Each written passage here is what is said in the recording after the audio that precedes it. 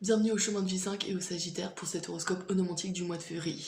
Alors, ce mois-ci, vous avez l'influence de la sans nom, de l'arcane sans nom, donc la mort. Celle qui vous parle de transformation, de métamorphose, de vraiment de faire mourir quelque chose symboliquement pour repartir sur une nouvelle base. Ouais, ça c'est ce qui court sur l'ensemble de votre mois, d'accord. Durant ce mois-ci, vous avez deux gros axes d'influence, entre guillemets. On a maison 11, maison 6, maison 9, que je vais vous expliciter, et maison 10, maison 4, maison 8. Voilà. Alors, commençons par le premier. Maison 11, maison 6. Là, ici. On a la maison 11, c'est quoi? C'est la maison des espoirs, la maison des amis, la maison des soutiens, des appuis qu'on pourrait rechercher. Ici, on a l'as de bâton. Un as de bâton qui nous parle de nouveau départ. Le 1, c'est vraiment le nouveau départ, c'est le nouveau cycle. Il y a quelque chose de nouveau qui débute, d'accord? Avec l'as de bâton, on a une notion de passion. On a quelque chose qui démarre sur les chapeaux de roue, on a de l'élan, on a de la passion, on a le feu en fait. Le feu de la passion. On a envie d'y aller.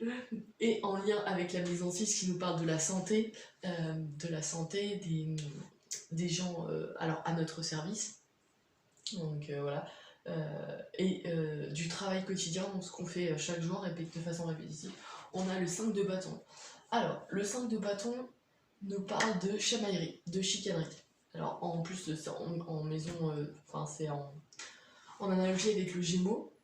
Donc, il y a peut-être une personne du signe du Gémeaux qui pourrait, avec laquelle vous pourriez vous chamailler, c'est possible. Sinon, c'est des chamailleries qui ne portent pas à conséquence. Des chamailleries qui sont de l'ordre du Gémeaux, donc c'est-à-dire des trucs d'enfants, d'ados, voilà. Des petites chamailleries, sauf que c'est dans le domaine de la santé et du travail. Ici, j'aurais tendance à dire des petites chamailleries à propos de l'hygiène de vie. Des choses qui peuvent peut-être agacer là où les personnes avec qui vous vivez, qui peut-être vous amèneront, à réfléchir sur un nouveau départ, en tout cas,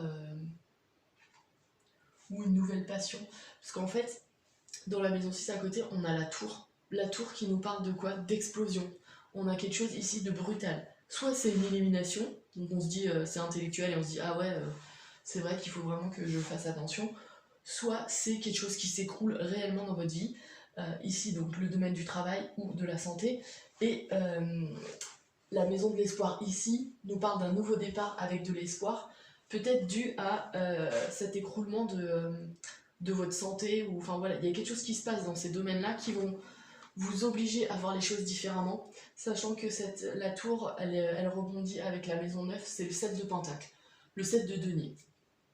Le 7 de denier, qui est en vierge, d'accord? Donc soit c'est quelqu'un du signe du vierge, enfin de la vierge, ou voilà, qui peut prendre conscience de ça en fait. La 7 de denier nous parle de réflexion, d'analyse et de récolte.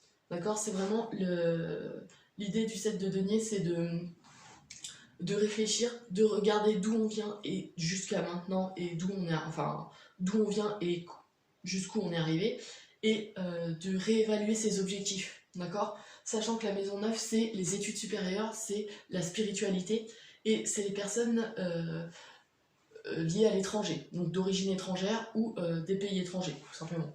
Là, avec la tour, on a quelque chose qui se passe.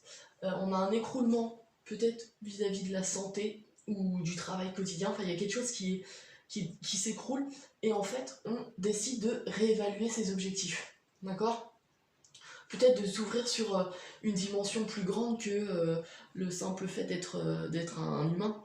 Hein, d'accord? D'avoir une dimension plus spirituelle. D'accord? Quand on rebondit avec ce 5 de bâton qui parle de chamaillerie à propos peut-être de l'hygiène de vie, et que là on a un nouvel espoir, porteur de passion, on a peut-être ici vraiment une notion de transformation. Oui, parce que vous êtes porté par la mort hein, durant tout ce mois-ci, par l'arcane sans nom. Donc là j'ai l'impression qu'il y a un mouvement dans le sens où ça s'écroule, donc il faut voir les choses différemment, et vu qu'on voit les choses différemment, on réévalue ses objectifs, comme le disait le stade de denier, on peut repartir sur de nouvelles bases. Et ces nouvelles bases, elles sont là, dans le domaine des amitiés, des appuis, des soutiens. Voilà. Donc il y a peut-être des choses voilà, en lien avec la santé qui sont peut-être à revoir. Voilà ce que je pourrais dire pour cette première axe d'influence. Mais oui, là, il y a quelque chose qui bouge de toute façon, hein, parce que la tour, c'est vraiment inattendu et brutal, d'accord? Donc, à bien en prendre en considération. Ensuite, le deuxième axe d'influence, c'est maison 10, maison 4, maison 8.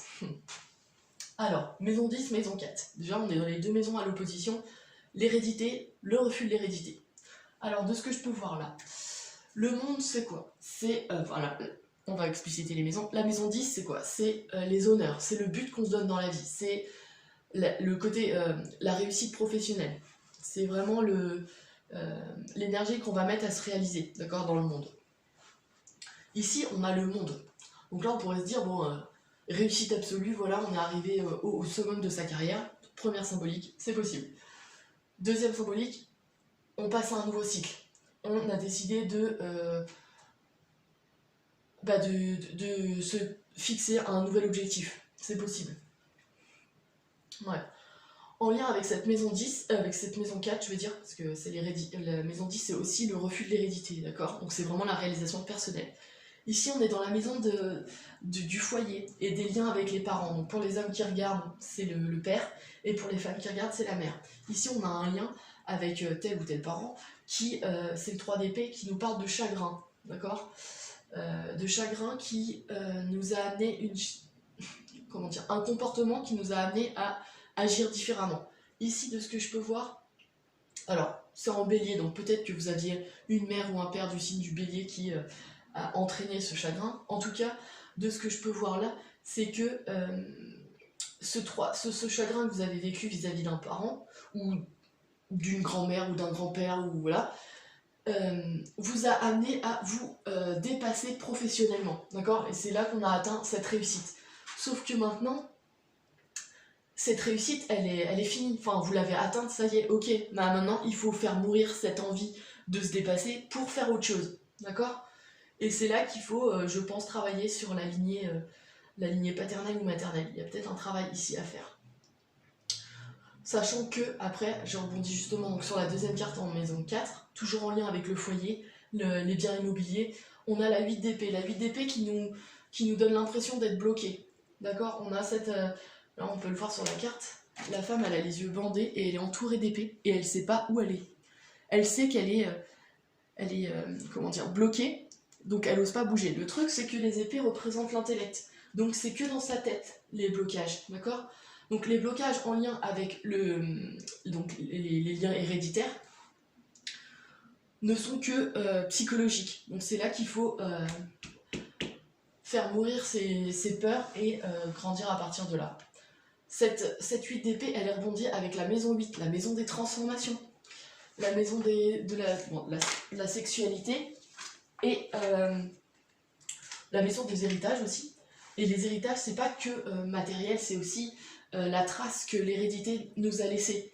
Et dans ce cas précis ici, le 8 de coupe nous parle d'objectifs beaucoup plus élevés, beaucoup plus évolués, d'accord?